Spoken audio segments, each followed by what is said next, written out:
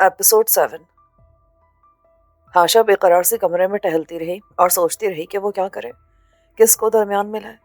एक मामू और बड़ी उम्र के एक पप्पो भी लाहौर में ही मौजूद थे, मगर उनमें से कोई भी पापा से बात करने की हिम्मत नहीं कर सकता था। दफतन उसका ध्यान डॉक्टर अंसार की तरफ चला गया। वो जनरल डॉक्टर थे और पिछले 15-20 बरस से उनके फैमिली फिजिशियन थे। मजहबी रुझान के बारिश आदमी थे। 4-5 साल पहले जब हाशा के पापा को मैदे का अल्सर हुआ था तो उन्होंने जमकर उनका इलाज किया था। उन्हीं के पुरजोर इसरार पर पापा ने सिगरेट और अल्कोहल का इस्तेमाल कम किया था। हाशा ने मुतादिद बार महसूस किया था कि पापा किसी हद तक उनकी बात सुन लेते हैं और उनके तिब्बी व गैर तिब्बी मशवरे को अहमियत देते हैं। अगले रोज सुबह 9 बजे के लगभग जब पापा और अदील घर से जा चुके थे, हाशा मामा के कमरे में गई और उनसे उनका सेल फोन मांगा। मैंने ज़रा डॉक्टर अंसार को फ़ोन करना है। डॉक्टर को? जी, डॉक्टर अंकल को। मामा बेताब होकर उसकी खैर खैरियत पूछने लगी। मैं ठीक हूँ मामा, बस ज़रा हरारत सी है। मामा ने उसे ये बताकर शिजदर कर दिया कि सुबह सवेरे पापा ने उनका फ़ोन उनसे ले लिया है। वो सटपटा कर रह गई। ये इशारे हालात की संगीनी की गवाही दे रहे थे। सूरत हाल इतनी बिगड़ गई थी कि हाशा का घर से निकलना भी मुहाल था। ताहम घर से निकलने और डॉक्टर अंसार तक पहुँचने का सबब खुद ब खुद ही बन गया। शाम तक हाशा शदीद बुखार में फूंकने लगी। किसी वक्त वाकई दम घुटता वैसा महसूस होता था। मामा ने भाई अदील से फरियाद की और उसने उनकी फरियाद पर कान धरे, लेकिन साथ ही ये भी कहा कि वो पुलिस स्टेशन से वापसी पर खुद उसे क्लिनिक लेकर जाएगा। हाशा खुद को एक कैदी की तरह महसूस करने लगी थी। उसका ध्यान बार बार गयास की तरफ भी चला जाता था। फ़ोन वाले वाक़े के बाद पता नहीं उसके साथ क्या सलूक हुआ था। किसी वक्त उसे गयास पर बेतहाशा गुस्सा आता और किसी वक्त तरस भी महसूस होने लगता। हाशा ने नथिया गली में एक छोटी सी गलती की थी। गयास ने उस गलती को अपनी बेवकूफ़ी से फैलाकर इतना बड़ा कर दिया था कि सब कुछ तहस नहस होता नजर आ रहा था। हाशा डॉक्टर अंसार को डॉक्टर अंकल कहती थी और उन पर पूरा एतमाद करती थी। अदील के घर आने से पहले पहले उसने डॉक्टर अंसार के लिए खत लिखा और उसे शोल्डर बैग में रख लिया। 10 बजे के लगभग वो अदील के साथ ऐसे क्लिनिक पहुंची जैसे कोई खतरनाक मुजरिम हो। डॉक्टर अंसार ने बड़ी मोहब्बत और तवज्जो से उसे देखा, नुस्खा वगैरह लिख दिया। अदील भी मशवरे के वक्त कमरे में ही मौजूद था। जब वो रुखसत होने लगे तो अदील पहले निकल गया और हाशा ने मुट्ठी में दबा हुआ लेटर चुपके से डॉक्टर अंकल की मेज़ पर रख दिया। अगले रोज़ डॉक्टर अंसार हाशा की तबीयत पूछने के बहाने खुद उनके घर पहुंच गए। उस वक्त हाशा के पापा भी कैलूला कर रहे थे। डॉक्टर अंसार सीधे हाशा के कमरे में पहुंचे। वो अफसरदा और परेशान नजर आ रहे थे। रस्मी तौर पर उसका हाल पूछने के बाद वो फौरन असल मौजू पर आ गए। हाशा बेटी, मैंने तुम्हारा लेटर बड़ी तसल्ली से पढ़ा है और गौर किया है। मशवरा एक अमानत की तरह होता है। अगर तुम मेरा मशवरा मान रही हो तो वो यही है कि फ़िलहाल तुम सज्जाद से कोई भी इख्तिलाफी बात ना करो। वो बहुत ज़्यादा गुस्से में है। आपको कैसे पता चला? कल तुम्हारे आने से कोई घंटा पहले वो भी क्लिनिक आया था। वो सब डिप्रेशन में है, ब्लड प्रेशर भी शूट किया हुआ है और ये सब उसके अंदरूनी तैश की वजह से है। मैं उसकी नफ्सियात को अच्छी तरह समझता हूँ। इस कैफियत में वो कुछ भी कर सकता है। उसका रवैया उसके अपने लिए या किसी दूसरे के लिए खतरनाक साबित हो सकता है। हाशा को डॉक्टर अंकल की आंखों में दबा दबा हरास दिखाई दिया। हाशा ने कोई जवाब ना दिया। कुछ देर के तौक़ुफ़ के बाद उन्होंने बात जारी रखी। अगर तुम बुरा ना मानो हाशा बेटी, तो तुम्हारे पापा की ये जहनी कैफियत समझ में आने वाली बात है। उस नथिया गली वाले लड़के और उसके स्कूल वगैरह के हवाले से जिस तरह की बातें निकली हैं, वो किसी आम बंदे को भी जहरियत पर माइल कर सकती हैं।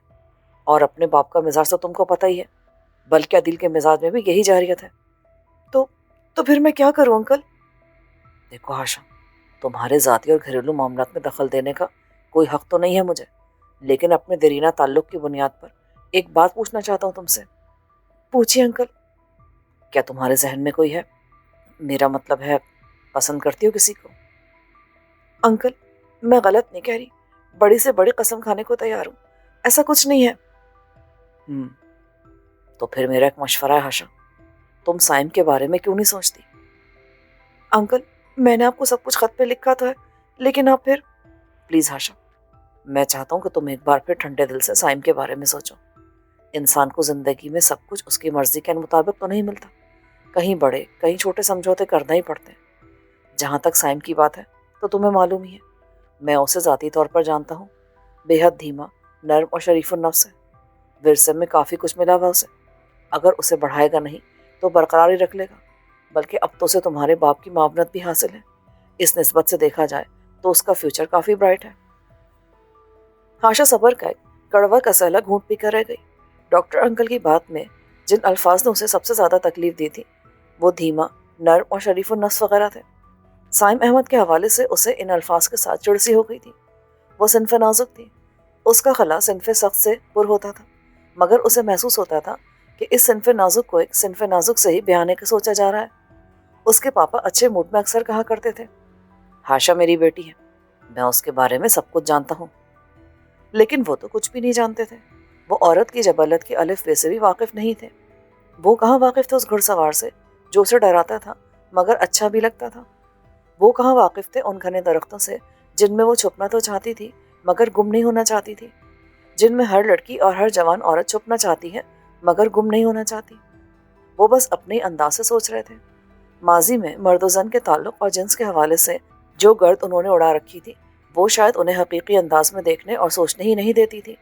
वो लाडली बेटी को इतने धीमे, इतने नर्म और बाअदब हाथों में देना चाहते थे कि वो अंदर से ख्वार और ताराज होकर रह जाए।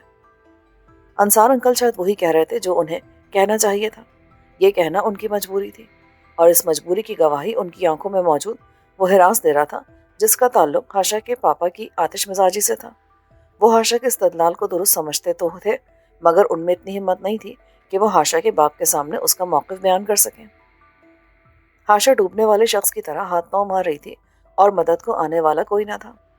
सब इस्तराब के आलम में एक रोज़ एक और बात उसके जहन में आई, क्यों ना वो किसी न किसी तरह खुद ही अपना इनकार साइम तक पहुंचा दे, उसे बता दे कि वो उसके साथ कभी खुश नहीं रह सकेगी।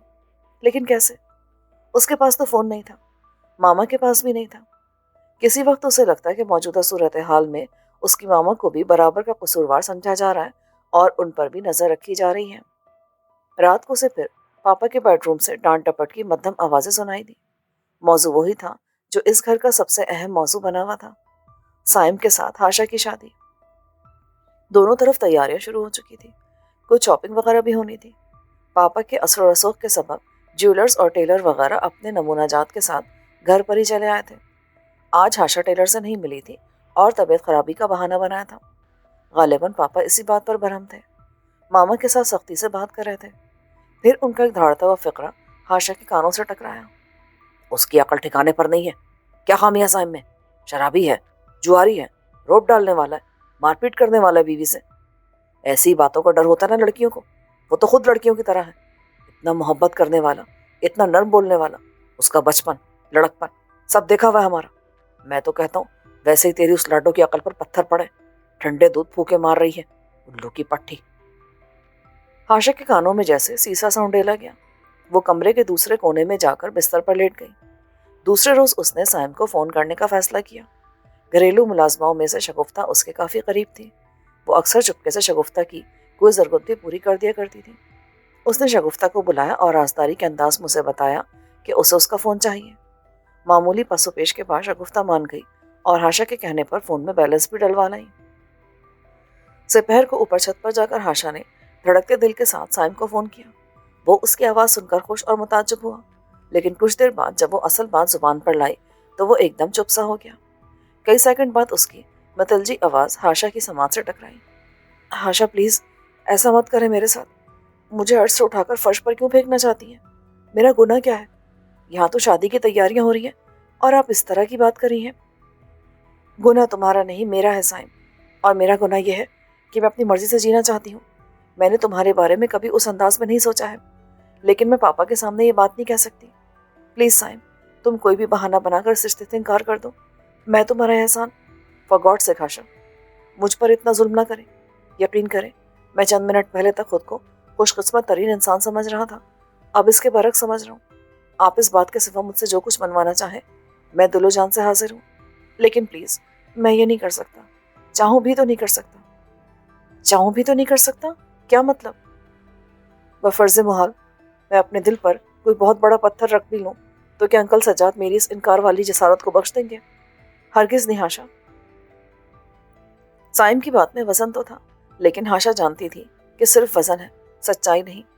हाशा से शादी की सूरत में जो कुछ साइम को मिल रहा था वो उससे हरगिज़ हरगिज़ हाथ नहीं धोना चाहता था। वो दबंग शाही फैमिली से बराह रास्त मुंसलिक हो रहा था। उसे अपने कारोबार में हाशा के बाप की सरपरस्ती और मावनत मिल रही थी। कई एक रास्ते उसके लिए खुल रहे थे। एक तरह से वो बजुबान खामोशी आशा से कह रहा था कि मेरी अकल घास चढ़ने नहीं गई कि मैं तुम्हारे साथ शादी से इनकार कर दूं। हाँ, अगर तुम चाहो तो ऐसा करके देख लो, लेकिन उसमें होना हुआना कुछ नहीं है। होना वही है जो तुम्हारे पापा चाहते हैं। आशा ने चिल्लाकर फोन बंद कर दिया। कुछ देर तक वो बेकरारी से कमरे में टहलती रही। फिर शगुफ्ता को आवाज दी। वो कहीं पास ही थी, फौरन आ गई। आशा ने फोन उसकी तरफ बढ़ा दिया। वो जरा झिझक कर बोली, छोटी बीबी, आप रख लें अगर जरूरत है तो। नहीं, अब नहीं है। और शगुफ्ता सुनो। जी बीबी। किसी को मालूम नहीं होना चाहिए कि मैंने तुमसे फोन लिया था। नहीं छोटी बीबी। इसी दौरान में पास से कदमों की चाप सुनाई दी। उसे लगा कि खानसामा रफाकत किचन की तरफ से आ रहा है। ठीक है, अब तुम जाओ। वो फोन अपने पल्लू में लपेटती हुई बाहर चली गई। शगुफ्ता को यहाँ मुलाजमत करते हुए करीबन 1 साल ही हुआ था, मगर उसने बड़ी हद तक अपनी जगह बना ली थी। वो सांवली रंगतों निहायत सुबक नक्कुश वाली होशियार लड़की थी।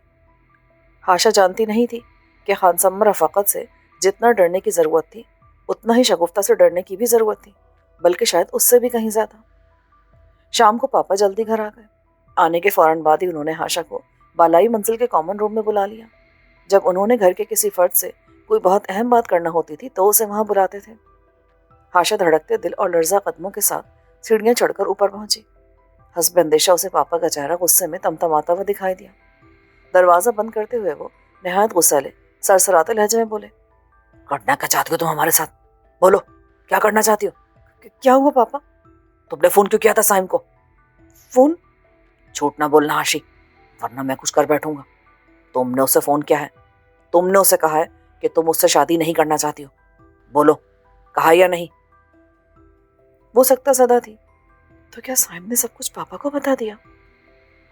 वो जैसे उसके ख्याल को पढ़कर बोले, साइम ने एक लफ्ज नहीं बोला मुझसे, लेकिन तुमने जो कुछ बोला है वो सब मुझे पता है।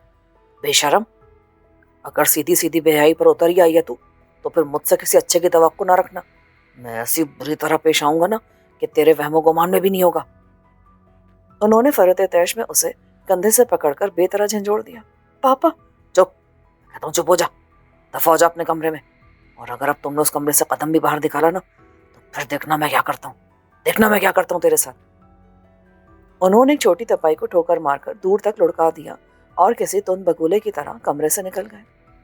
आशा का गला बिल्कुल खुश्क हो गया था। वो थर थर कांप रही थी। बड़े दिनों के बाद उसने पापा का इस तरह का गुस्सा देखा था, और उनकी ये कैफियत उसे बता रही थी कि ये नौबत मारपीट तक भी पहुंच सकती है। उसका अंदाजा बिल्कुल दुरुस्त था।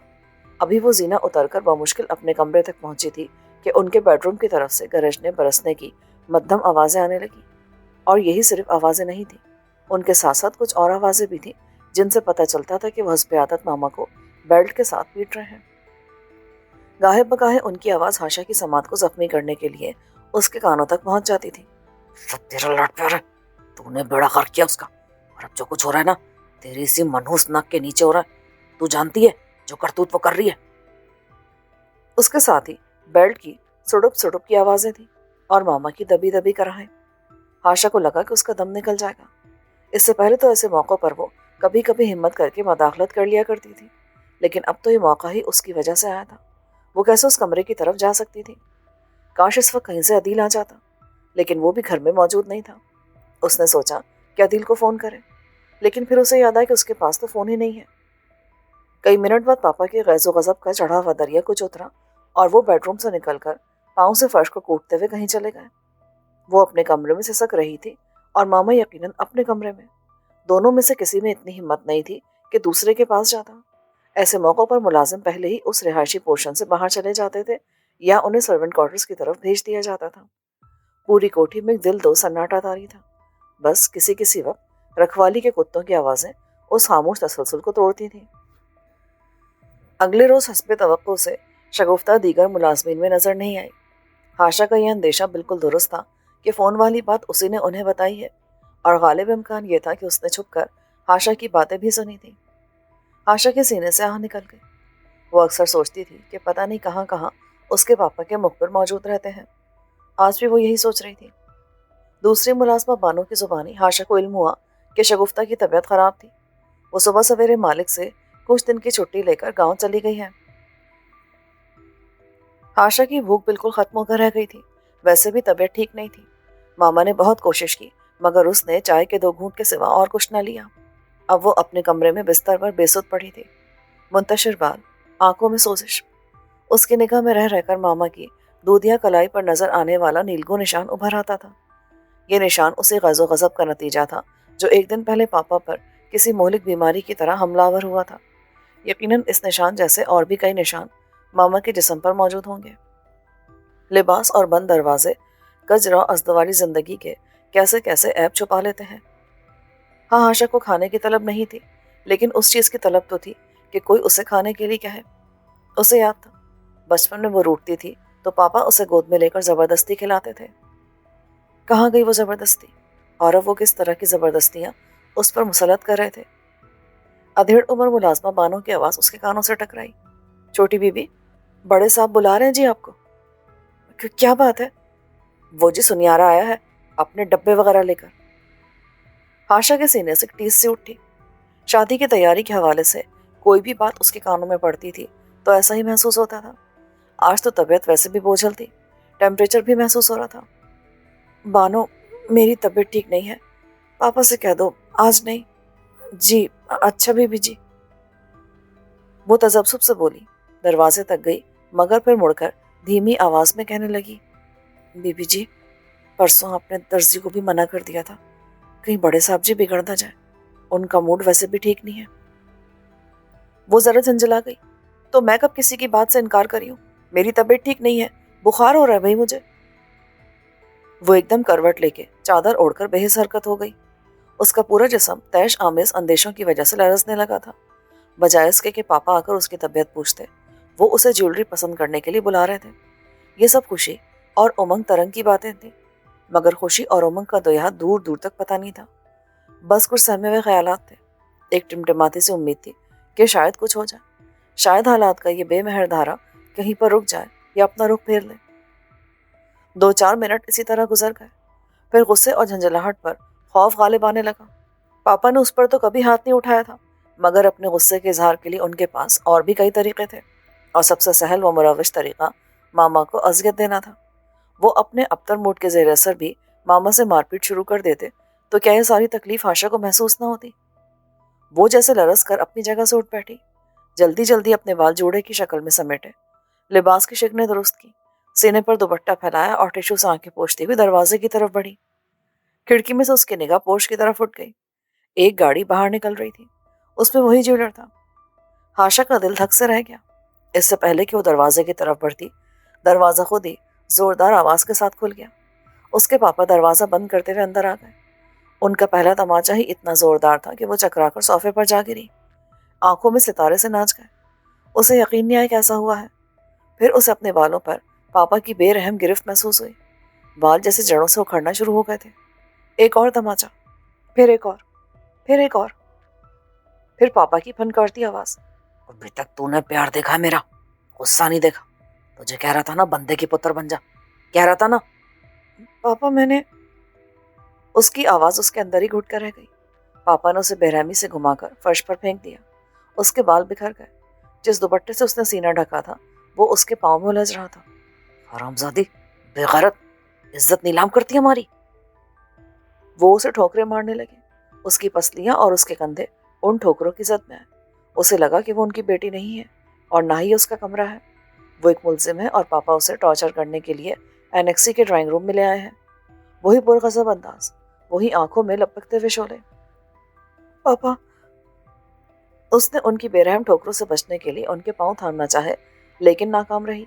वो बिल्कुल जुनूनी हो रहे थे, जैसे कई माह का गैज़ो गज़ब अचानक ही रुकावटें तोड़कर उबल पड़ा हो। उनके जूते पकड़ने की कोशिश में उसकी नाजुक उंगलियां चटक गईं। उन्होंने झुककर एक बार फिर उसके बाल मुट्ठी में जकड़े और गरजे, गोली मार दूंगा तुझे और तेरी हरामजादी माँ को, और खुद को भी मार लूंगा। सुन रही है ना मेरी बात? उसे लगा उसे इस बात में सर हिला देना चाहिए। अगर ना हिलाया तो मजीद कयामत टूटेगी। जाहिल, उल्लू की पट्टी, हरामजादी। वो हाँपते और फनकारते हुए कमरे से बाहर निकल गए। कोठी में गहरा सन्नाटा था, जैसे हर किसी को सांप सूंघ गया हो। बस बाएं बाग की तरफ से रखवाली के कुत्तों की बेचैन आवाजें आती थीं। वो किसी रौंदी मसली हुई बेवकत शय की तरह वहीं फर्श पर आड़ी तिरछी पड़ी रही, सिसकती रही और हिचकियां लेती रही। ताहम उन सिसकियों और हिचकियों में आवाज़ नहीं थी, और अगर थी तो इतनी पस्त और इतनी सहमी हुई कि बामुश्किल उसके अपने कानों तक पहुंचती थी। उसकी टूटी हुई चूड़ियाँ उसकी एक कलाई को जख्मी कर चुकी थी। उसका सर बुरी तरह चकरा रहा था। उसे यकीन नहीं हो रहा था कि उसके साथ ये सब कुछ हो चुका है। एक्वेरियम में रेनबो मछली शीशे से सर टकरा टकरा कर निढाल हो चुकी थी। गर्मियों की वो दोपहर बेहद सुनसान और खामोश थी, या शायद हाशा के अंदर का मौसम था जिसने उसे इतना सुनसान और खामोश बना दिया था। कमरे की खिड़की के बाहर जामन और सफ़ेदे की तरफ बिल्कुल खामोश खड़े थे, जैसे उनमें दुबके हुए परिंदे भी गहरे कैलूले में चले गए हों। हाशा माँ के सीने से लगी थी, दोनों सिसकियों से रो रही थी। आखिर मामा ने उसे खुद से जुदा किया, अपने हाथों से उसके आंसू पूछे, उसकी जख्मी कलाई की पट्टी पर बोसा दिया और बोली, मेरी बच्ची, अब खुद को संभाल ले। अगर तू ना संभलेगी ना तो मैं भी बिल्कुल बिखर कर रह जाऊंगी। देखना, बच नहीं सकूंगी मैं। हाशा ने जल्दी से अपना हाथ मामा के सर धोंटों पर रख दिया। उन्होंने एक बार फिर उसे गले लगाया। वो बहुत गुस्से में है, अब वो खुद कुछ नहीं करेंगे। हाशा को सोफे पर बिठाकर वो अपनी अलमारी की दराज तक गई और वहां से एक विजिटिंग कार्ड निकाल लाई। ये उस ज्वेलर का फोन है, कल मेरी झोली में फेंक गए थे नंबर। ये एक फोन सेट भी दे गए हैं। कह रहे थे कि अगर तुम माँ बेटी की अकल ठिकाने आ जाए तो उसे खुद फोन करो और बुलाओ उसे। हाशा धुंधलाई हुई नजरों से कार्ड को देखती रही। उसे लगा उसकी अना, इज्जत नफ्स, उसका पंदार सब किरची किरची होकर बिखर रहे। उसने माँ का जर्द चेहरा देखा और एक बार फिर सिसक उठी।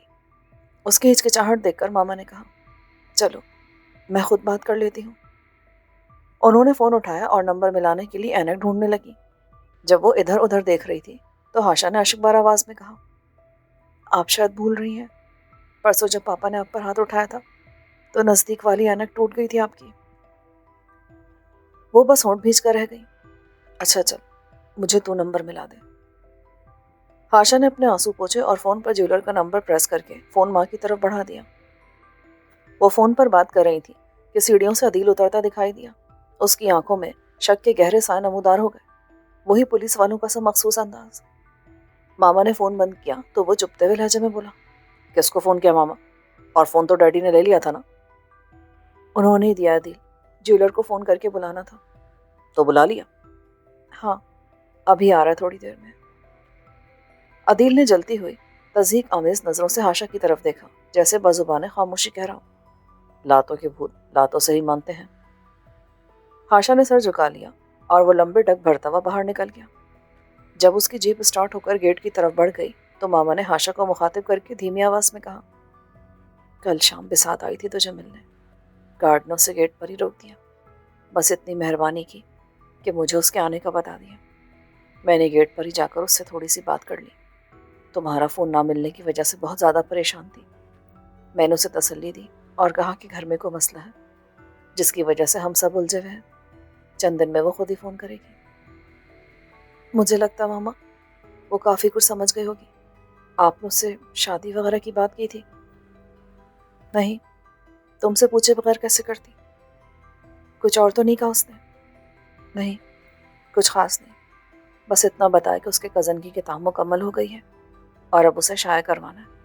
शायद इसी सिलसिले में वो तुमसे कुछ मशवरा भी करना चाहती थी, मगर फिर सूरत हाल देखकर उसने इस बारे में मज़ीद कुछ नहीं कहा। हाशा एक तवील आह भर कर रह गई।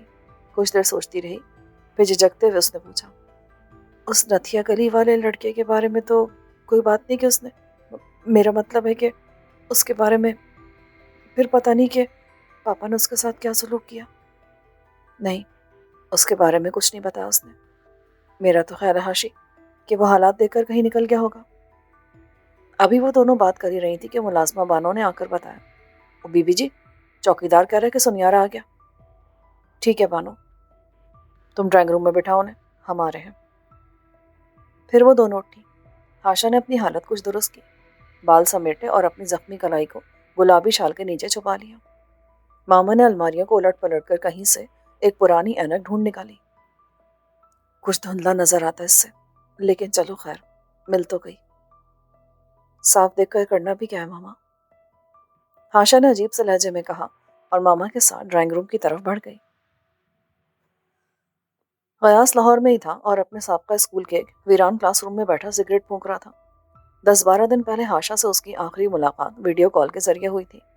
ہاشا کے مطابق تو یہ آخری ملاقات تھی، مگر غیاس کے نزدیک ایسا نہیں تھا، ہو ہی نہیں سکتا تھا۔ اس نے جسم و جاں کی تمام تر شدتوں کے ساتھ ہاشا کو چاہا تھا، وہ اتنی آسانی سے ہار کیسے مان سکتا تھا؟ کبھی کبھی وہ سوچتا تھا کہ شاید اسے عمر بھر بھی انتظار کرنا پڑے تو وہ ہاشا کا انتظار کرے گا، لیکن جب وہ سوچ کی گہرائی میں جاتا تو اسے اپنا آپ کمزور پڑتا محسوس ہوتا۔ اسے محسوس ہوتا کہ روح کے اپنے تقاضے ہیں اور جسم کے اپنے۔ وہ افوان شباب سے آگے بڑھ چکا تھا، جسم میں ہر وقت ایک الاؤ سے بھڑکتا تھا۔ ہاشا کی خاطر وہ اس الاؤ پر برداشت اور گریز کا ٹھنڈا پانی چھڑکتا رہتا تھا، مگر کسی کسی وقت یہ الاؤ اتنا حبس پیدا کرتا کہ وہ دیوانہ سا ہو جاتا۔ ایسا ہی کچھ 4-5 روز پہلے ہوا تھا۔ یونیورسٹی کی ایک لڑکی سارا سے اس کے دوست ہمایوں کی فرینڈشپ ہوئی تھی۔ سارا ضرورت سے زیادہ ایڈوانس، بلکہ مادر پدر آزاد تھی۔ ہمایوں اسے ایسی پہاڑی ندی سے تشبیہ دیتا تھا جو بڑے سے بڑے پتھر کو اپنے ساتھ بہانے کی اور ریزہ ریزہ کرنے کی صلاحیت رکھتی ہے۔ وہ فیشن ڈیزائننگ کا کورس کری تھی اور اپنے سلیبس کے علاوہ بھی ایسے ایسے فیشن جانتی تھی کہ اچھا بھلا بندہ ملنگ بن کر رہ جائے۔ اس روز ہمایوں نے غیاس کو سارا کے چند تہلکہ خیز ٹیکسٹ میسج پڑھائے تھے۔ یہ گرما گرم میسج پڑھنے میں غیاس کو بس 3-4 منٹ لگے تھے، مگر ان کو ذہن سے نکالنے میں 3-4 دن لگ گئے تھے۔ فون کی بیل نے غیاس کو خیالوں سے چونکا دیا۔ ہمیشہ کی طرح اس کا دھیان سب سے پہلے ہاشا ہی کی طرف گیا، مگر اسکرین پر ہمایوں کا نام چمک رہا تھا۔ اس نے کال ریسیو کی۔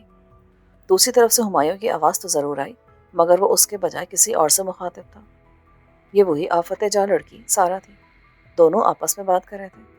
ہمایوں نے سارا کی بے خبری میں یہ فون کال کی تھی تاکہ غیاس بھی اس رنگین ملاقات کے صوتی پہلو سے لطف اندوز ہو۔ ہمایوں یقیناً اپنے فلیٹ میں ہی تھا۔ نرم گرم باتیں، ہاپی ہوئی سانسیں، زومانے سرگوشیاں، سب کچھ غیاس کے کانوں تک پہنچنے لگا۔ پھر ہمایوں نے سارا سے پوچھا، تمہاری فرینڈ کا کوئی نام بھی تو ہوگا؟ تمہارے فرینڈ کا بھی تو کوئی نام ہوگا۔ غیاس، بہت بھلا مانس بندہ ہے، تم سے بھی زیادہ۔ تم مذاق سمجھ رہی ہو، بالکل بے ضرر ہے وہ۔ بالکل بے ضرر ہے، تو پھر دوستی کا فائدہ کیا؟ ہمایوں نے بھی ہنسی میں اس کا ساتھ دیا۔ اس کے علاوہ شاید اسے کچھ دبوچا بھی۔ پھر سنجیدہ ہو کر بولا، تم بات پھر گول کر رہی ہو، کیا نام ہے تمہاری فرینڈ کا؟ روحی، یہ دیکھو تصویر۔ وہ ہمایوں کو غالباً اپنے موبائل پر تصویر دکھا رہی تھی۔ کچھ دیر کے بعد ہمایوں کی شرارتی آواز آئی، یہ تو تم سے بھی زیادہ ہاٹ لگ رہی ہے۔ تو ٹھیک ہے نا، بقول تمہارا دوست بھی تو بالکل بے ضرر سا ہے۔ اس کے بعد سلسلہ منقطع ہو گیا۔ غیاس ایک لمبی سانس لے کر صوفے پر نیم دراز ہو گیا۔ 2-3 روز بعد آج پھر اس کا دل خاص سگریٹ پینے کو چاہنے لگا۔ اس نے ہاتھ بڑھا کر الماری کی نچلی دراز کھولی اور سگریٹ نکال لیا۔ کچھ دیر بعد کمرے میں گاڑھا دھواں اور چرس کی بو پھیلنے لگی۔ غیاس زندگی کے بارے میں بہت محتاط تھا۔ ہاشا سے محبت کے بعد وہ کچھ اور بھی محتاط ہو گیا تھا۔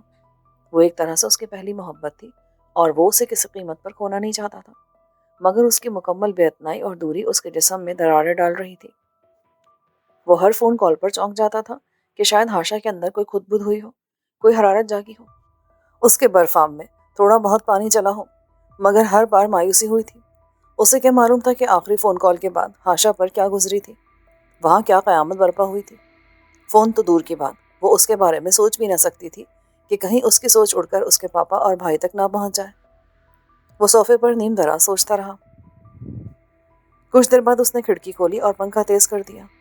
ذرا دیر پہلے فون پر ہمایوں کی جو سرسراتی ہوئی ریشمی سرگوشیاں اس نے سنی تھیں، وہ بدن میں چنگاریوں کی طرح پھیلنے لگیں۔ پتہ نہیں کہ اس کا دل چاہا کہ سب مصلحتیں بالا طاق رکھ دیں، ہاشا کے حوالے سے موقع تلاش کرے اور جو ہی موقع ملے اس سے ملاقات کرنے کی کوشش کرے۔ آخر تو پیاسا ہی کنویں کے پاس جاتا ہے۔ ہاں، وہ پیاسا تھا اور شدت اتنی زیادہ تھی کہ کسی وقت سب اندیشے، تمام اخلاقیات سمیت فراموش کر دینے کو دل چاہتا تھا۔ خاص سگریٹ کا دھواں اسے منتشر کر رہا تھا۔ اس نے کمرے کی ایک کھڑکی اور کھول دی، پنکھا اور تیز کر دیا۔ باہر احاطے کے سبزہ زار سے آنے والی ہوا اس کے مختل حواس کو سنبھالنے لگی۔ وہ پھر صوفے پر ڈھیر ہو گیا، سوچنے لگا کہیں واقعی کسی دن ایسا نہ ہو کہ وہ پیاس سے مجبور ہو کر کنویں کے پاس پہنچ جائے، اور جب پھر بھی کنویں سے پانی نہ ملے تو وحشت میں کنویں کے اندر ہی کود جائے۔ یہ تو خودکشی ہوتی، محبت کی اور روح کی بھی۔ وہ روح جو ہاشا سے محبت کی دعوے دار تھی، تو پھر اس طرح کے سنگین جرم کے بجائے وہ کیوں کوئی اور راہ اختیار کرے؟ کنواں نہ صحیح، کوئی چھوٹی سی آب ہی صحیح، کسی کٹورے میں پانی کے 2-3 گھونٹ ہی صحیح، کچھ تلخی تو کم ہو، کچھ وقت تو پاس ہو جائے۔ خاص سگریٹ کا دھواں اثر کر رہا تھا۔ اس کا دھیان آپ ہی آپ ہمایوں اور اس کے اقوال زری کی طرف چلا گیا۔ اسے معلوم نہیں تھا کہ اس کی سوچیں اسے گہری کھائی کی طرف دھکیل رہی ہیں۔ 3-4 روز کے اندر اس کے لیے بہت کچھ ختم ہونے والا ہے۔